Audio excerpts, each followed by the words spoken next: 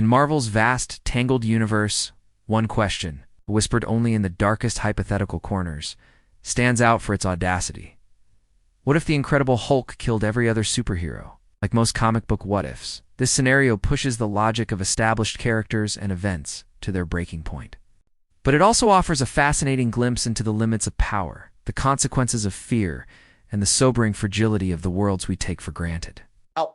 To understand how such an event could ever occur, it's important to recognize the unique qualities that define the Hulk. Unlike most superheroes, the Hulk isn't driven by a clear moral code, government regulations, or even a consistent sense of self. His power, functionally limitless, since his strength increases with his rage, makes him more force of nature than man. In story after story, his allies optimize containment strategies more often than cooperation. That dynamic, uneasy at the best of times, becomes critical when contemplating a world in which Hulk turns against his erstwhile allies with lethal intent. Typically, the Marvel Universe operates with unspoken checks and balances. Even the most dangerous beings, from the Scarlet Witch to Thor, share a core intent to protect, to minimize harm.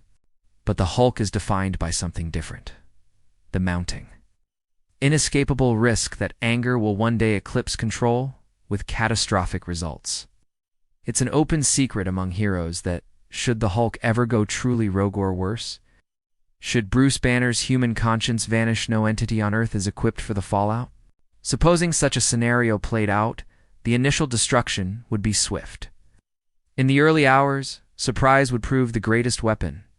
Many powers that counterbalance the Hulk: telepathic intervention, technological innovation, mystical defenses, rely heavily on advanced warning or preparation. A sudden, unrestrained attack, particularly if Banner's intelligence guides Hulk's strength, would render much of this moot.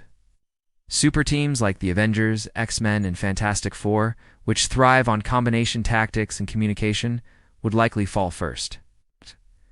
While select members, Iron Man with a Hulkbuster suit, Black Panther's Wakandan technology, or Doctor Strange's mystic arts might mount defensive stands. History suggests such efforts only delay the inevitable if Hulk is utterly determined. Over time, resistance might shift from head-to-head battle to desperate adaptation. More tactically minded heroes, people like Captain America, Natasha Romanoff, Scott Summers, would attempt a combination of withdrawal, guerrilla tactics, or negotiation. Yet these responses hinge on two uncertain possibilities: that the Hulk's rage has limits, or that some vestige of Banner remains to be reasoned with. In the scenario where both are absent, hero after hero would fall, betrayed by the very predictability of their values and tactics. The global response, too, would be sobering. Governments already wary of superheroes' unchecked might would turn to extraordinary measures.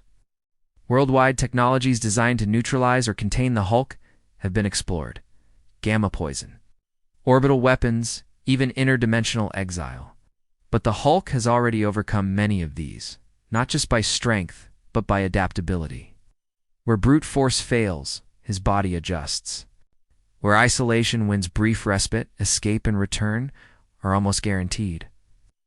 In essence, he represents a contradiction at the heart of superhuman security, a threat that adapts faster than institutions can.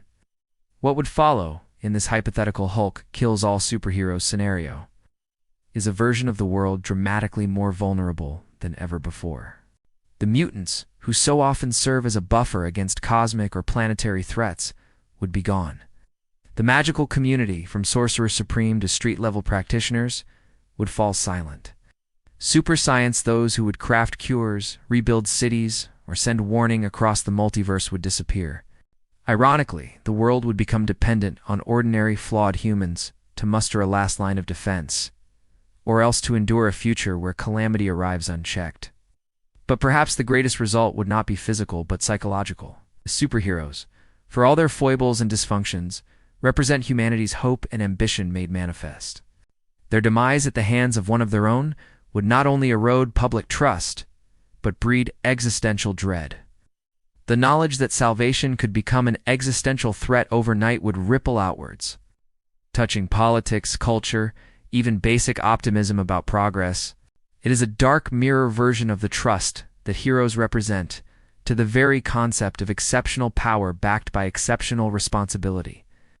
Yet, for all its bleakness, this scenario raises difficult, valuable questions.